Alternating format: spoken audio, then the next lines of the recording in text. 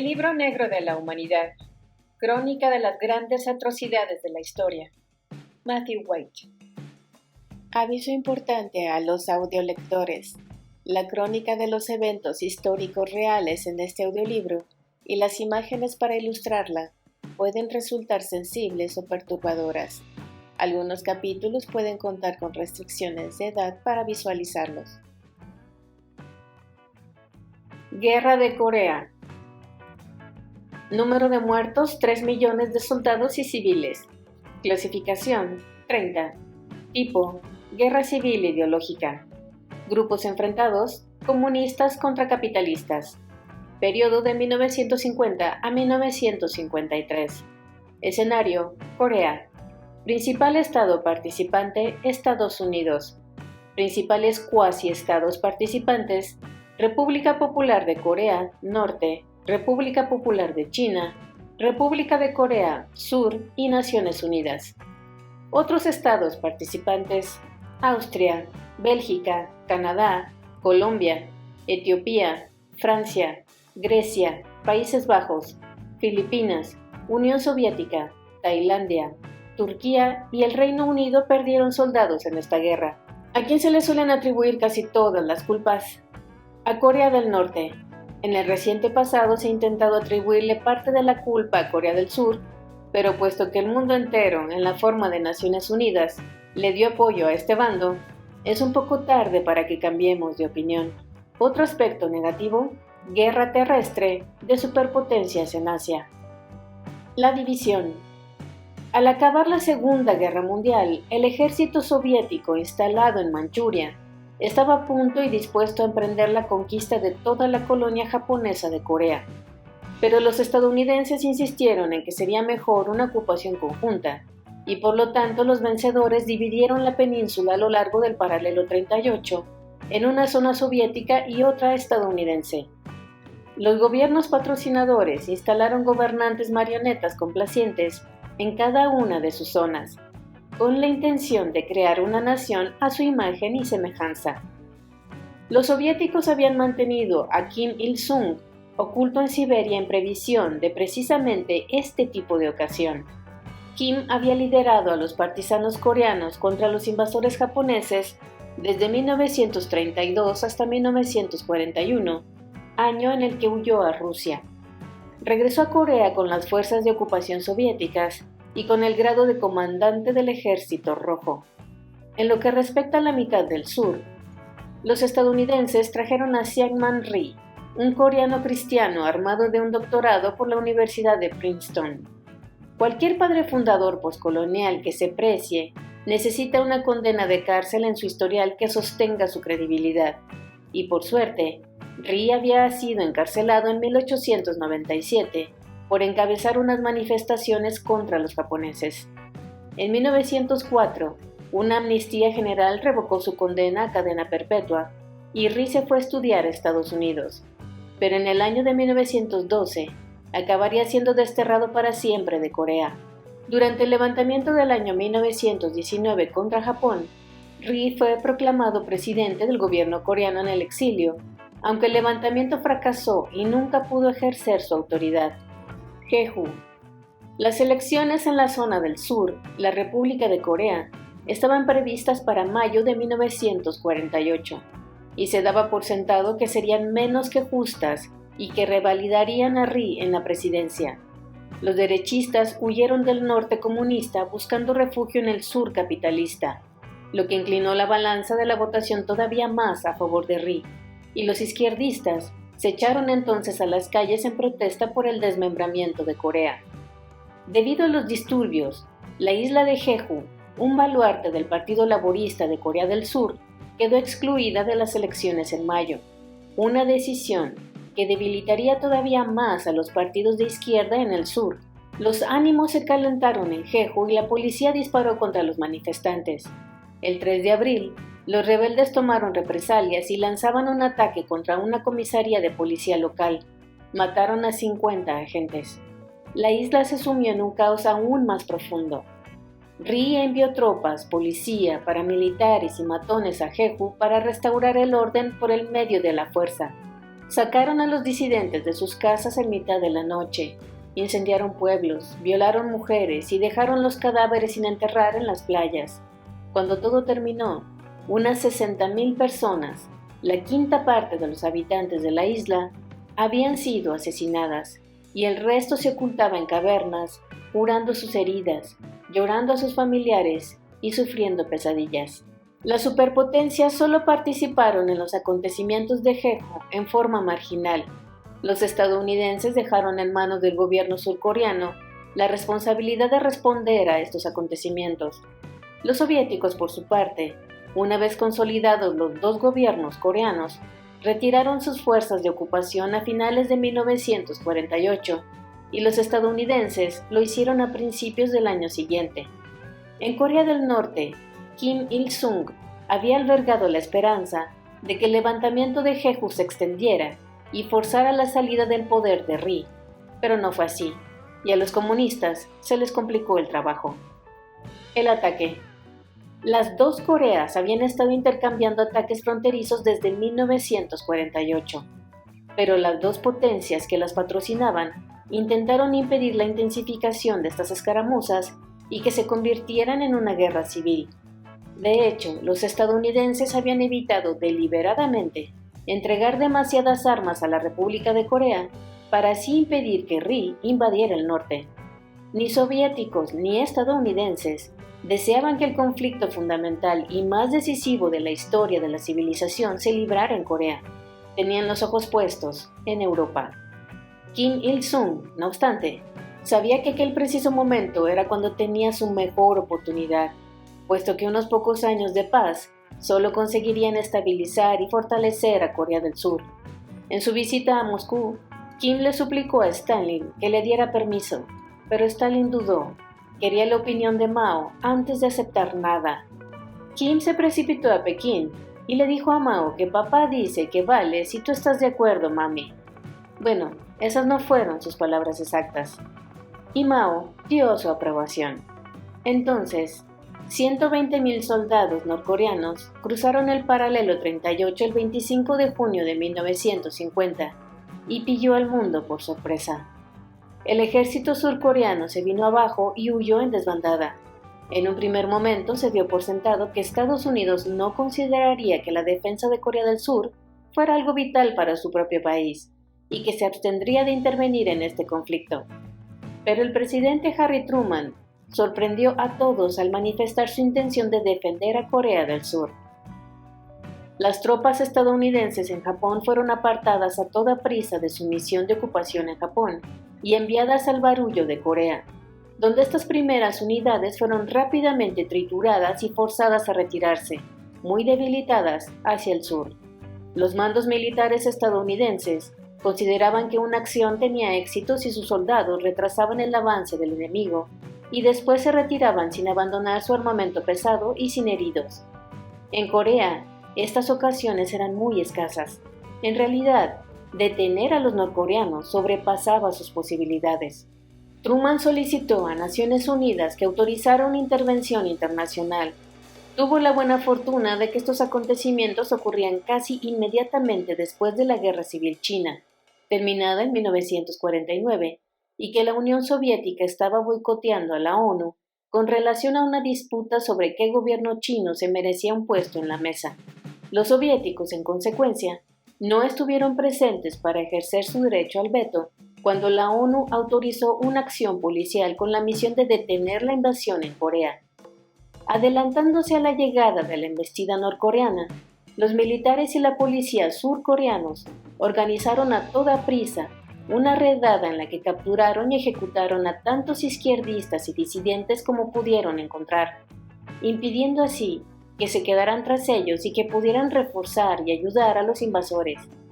Tal vez unos 1,000 murieron en Suwon, 4,000 en Daejeon y hasta 10,000 en Busan. Después llegaron los norcoreanos y masacraron a sus enemigos de clase y a los líderes de las comunidades que podían convertirse en el foco de la resistencia contra el dominio de los comunistas.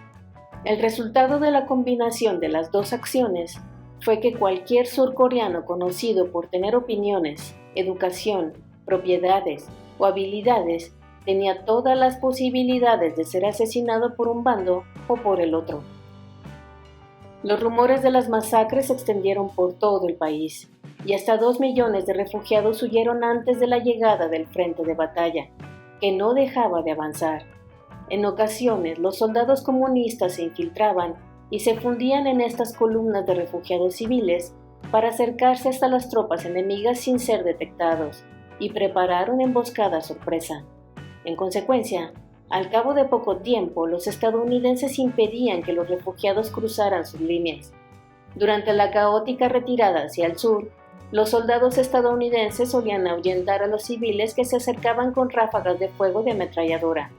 A veces disparaban al aire, a veces lo hacían al suelo y a veces contra la multitud. Los pilotos de combate estadounidenses, que no podían distinguir a un grupo de coreanos del otro, solían ametrallar indiscriminadamente a cualquier grupo de gente que vieran. El peor incidente conocido ocurrió en Nogunri, cuando cientos de refugiados acamparon bajo un puente justo más allá de las líneas estadounidenses durante varios días, hasta que alguien dio la orden de matarlos a todos. Los soldados estadounidenses barrieron a la multitud con fuego de ametralladoras hasta que todos los refugiados dejaron de moverse. Unos 300 hombres, mujeres y niños fueron abatidos aquel día.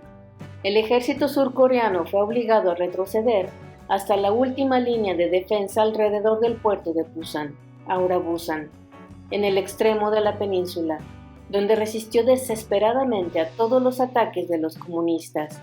Los norcoreanos, que habían sufrido muchas bajas en su avance, no pudieron expulsar a los soldados del sur en su último baluarte, y los comunistas llamaron a filas de inmediato a todos los hombres jóvenes del territorio capturado y también a los prisioneros de guerra de la República de Corea, pero tardarían un tiempo en formarlos. Contraataque.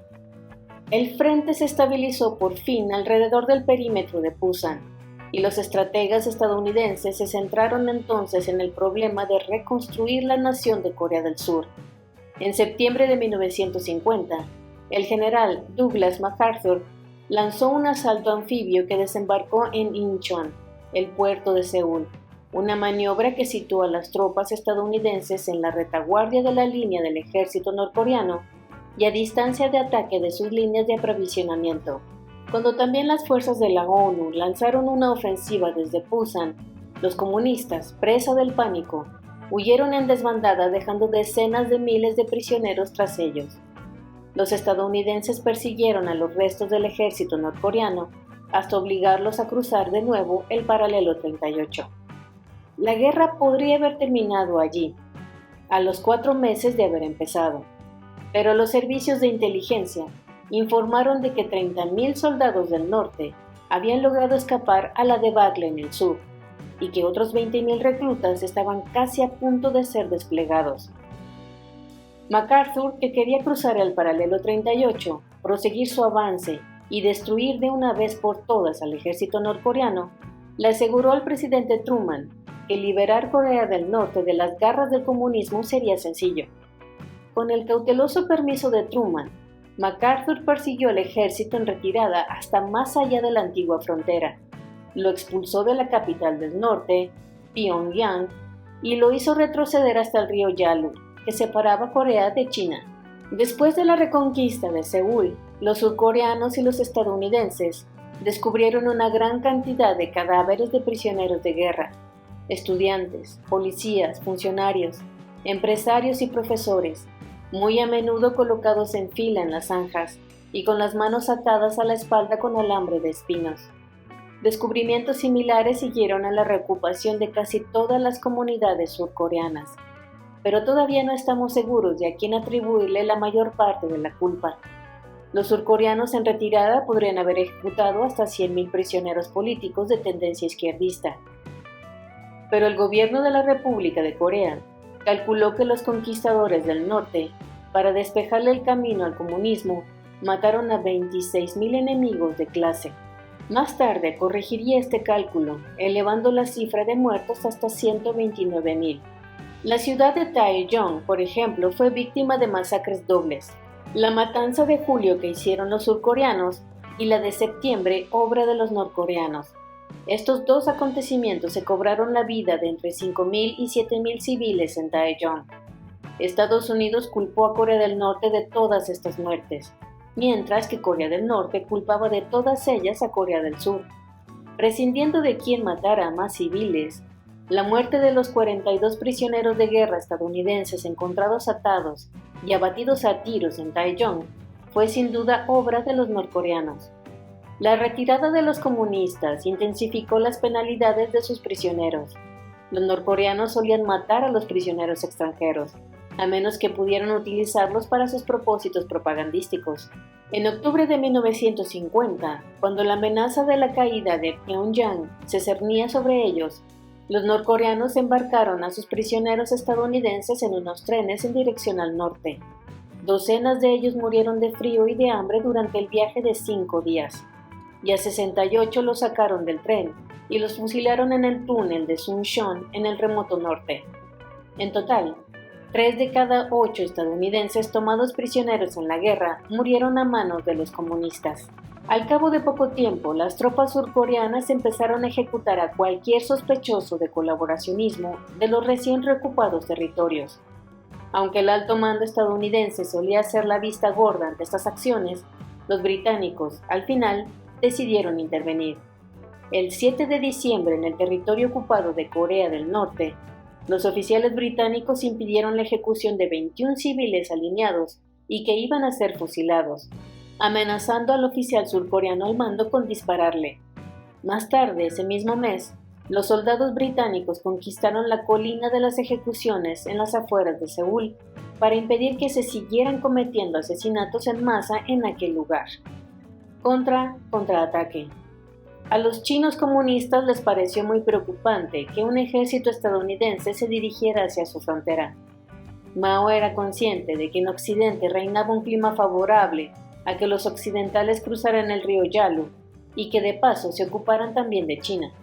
Así que decidió enviar tropas a Corea para reforzar lo que quedaba del ejército norcoreano. La primera oleada de estas tropas la formaban voluntarios jóvenes, fanáticos muy comprometidos que lo único que habían conocido en su vida era la guerra. Habían crecido en los enclaves comunistas que Mao había defendido contra los japoneses, y habían sido ellos quienes le habían arrebatado el poder a Chiang Kai-shek. En menos de una semana, 100.000 veteranos chinos del Ejército Popular de Liberación habían logrado cruzar la frontera sin ser detectados por los servicios de inteligencia occidentales. Se tuvo el primer indicio que hizo sospechar que el curso de la guerra había cambiado cuando unos nuevos soldados vestidos de extraños uniformes acolchados vencieron y persiguieron en su desordenada huida a unas unidades avanzadas estadounidenses y de la República de Corea. Más tarde, empezaron a aparecer entre los prisioneros norcoreanos algunos de estos misteriosos soldados que hablaban un extraño idioma tonal que confundió y preocupó a los oficiales responsables de los primeros interrogatorios. Al cabo de muy poco tiempo, las fuerzas chinas habían logrado reunir los suficientes soldados en Corea para lanzar un gran contraataque, e hicieron retroceder hacia el sur otra vez a los estadounidenses. Las fuerzas de la ONU situadas más al norte retrocedieron al este hasta llegar a la costa, desde donde fueron evacuadas por mar, mientras el resto empezaba la larga marcha hacia el sur. Los atacantes chinos eran incansables, implacables e innumerables. El intenso frío congeló los dedos de manos y pies de los soldados y la sangre en las heridas. A finales de noviembre, el pantano de Chosin y un hervidero de enemigos bloquearon la retirada de los estadounidenses en el extremo norte y en el centro de la península. Y 20.000 marines estadounidenses, si querían salir de esta, tendrían que pasar por una carrera de baquetas hostigados por 200.000 chinos. No obstante, los anteriores meses de combate les habían enseñado a los estadounidenses cómo lograr escapar de una situación difícil y lucharon con denuedo hasta lograr salir de la bolsa y emprender la huida hacia el sur, en orden y casi intactos, si no física, al menos moralmente. Los mandos de campaña estadounidenses intentaron estabilizar las líneas cerca de la antigua frontera en el paralelo 38, pero los tan necesarios refuerzos estaban siendo retenidos. A los políticos de Washington Les preocupaba que la intervención china en Corea fuera solo la primera fase de un asalto total de los comunistas a todo el globo. Aunque Estados Unidos estaba reforzando su capacidad militar a toda prisa, llamando a filas a los reservistas y ampliando la obligatoriedad del servicio militar, las tropas de refuerzo, en lugar de ser enviadas a Corea, estaban siendo retenidas en reserva en previsión de posibles invasiones soviéticas de Alemania, Turquía o Irán. Washington estudió incluso la posibilidad de llevar a la práctica la propuesta de MacArthur de llevar la guerra directamente contra China por medio de un bloqueo naval, ataques aéreos y una ofensiva del ejército nacionalista lanzada desde Taiwán, idea que fue rechazada tras muchos e intensos debates. El presidente Truman tenía claro que no quería expandir una guerra que los estadounidenses todavía estaban perdiendo. Por desgracia, MacArthur siguió insistiendo en público en su plan y socavando así los intentos de Truman de acabar con la guerra rápida y favorablemente por medio de la diplomacia. La guerra de palabras se intensificó hasta que al final, Truman destituyó a MacArthur. Mientras tanto, el día de Nochevieja, una ofensiva comunista cruzó la antigua frontera y Seúl volvió a caer. Los estadounidenses tomaron entonces la decisión secreta de abandonar por completo la península si volvían a encontrarse arrinconados en Pusan. Al final, y tras conquistar la mitad de Corea del Sur, los comunistas sobrepasaron el alcance de sus líneas de aprovisionamiento y su ejército se vino abajo. Las patrullas estadounidenses no tardaron en descubrir lo desorganizado que estaba el ejército enemigo, y entonces Estados Unidos se lanzó de nuevo contra los comunistas, infligiéndoles un enorme número de bajas. Punto muerto. El contraataque estadounidense hizo retroceder el frente hasta el paralelo 38, que volvió a cruzar una vez más, hasta que los comunistas se reforzaron, se detuvieron, planificaron y contraatacaron de nuevo. La línea del frente acabó por asentarse una vez más cerca de la antigua frontera. En un año de combates, el frente había cruzado todo Corea de arriba a abajo, igual que un limpiaparabrisas, la luna de un coche, y barrido incluso una vez la península entera desde Pusan hasta el Yalu, así que a nadie debe sorprender que las bajas colaterales fueran tremendas. Nadie lo sabrá nunca con certeza, pero algo así como 2 millones de civiles murieron en esta guerra, la mayor parte de ellos por los sufrimientos más que por una auténtica maldad. A los estadounidenses les costó meses de librar pequeñas batallas antes de lograr ajustar a su conveniencia la nueva línea del frente, bautizada con el nombre clave de Kansas-Wyoming.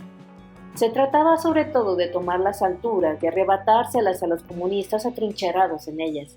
El último ajuste de la línea Kansas-Wyoming tuvo lugar en junio de 1951, tras lo cual, ahora que los surcoreanos tenían la ventaja táctica a lo largo de toda la línea, las fuerzas de la ONU se instalaron a esperar a que la diplomacia hiciera el resto. La cuestión de la devolución de los prisioneros de guerra prolongó las negociaciones de paz. Occidente no quería que se repitiera lo ocurrido después de la Segunda Guerra Mundial, cuando los soviéticos prisioneros de los alemanes y reacios a regresar a la URSS fueron repatriados a la fuerza a la URSS, donde Stalin los castigó por traidores. Muchos prisioneros de guerra encarcelados en Corea del Sur eran reclutas que habían sido obligados a incorporarse a filas y que no querían regresar a manos de los comunistas. Los soldados norcoreanos solían ser surcoreanos capturados y reclutados por los comunistas que habían ocupado el sur durante un tiempo, y muchos de los soldados chinos eran nacionalistas capturados por Mao durante la Guerra Civil China y que habían sido obligados a combatir en Corea por la República Popular. Naciones Unidas insistió en darle a cada prisionero la oportunidad de decidir qué quería hacer. Casi la mitad de los norcoreanos prisioneros de los surcoreanos decidirían al final permanecer en el sur. Los norcoreanos bloquearon el avance de las conversaciones tanto como pudieron, pero después de 2 años de discusiones, se convencieron de que nada iba a cambiar. Todos los combates cesaron el 27 de julio de 1953. Aunque técnicamente la guerra solo ha hecho una pausa, aún no termina. Nunca se ha firmado un tratado de paz.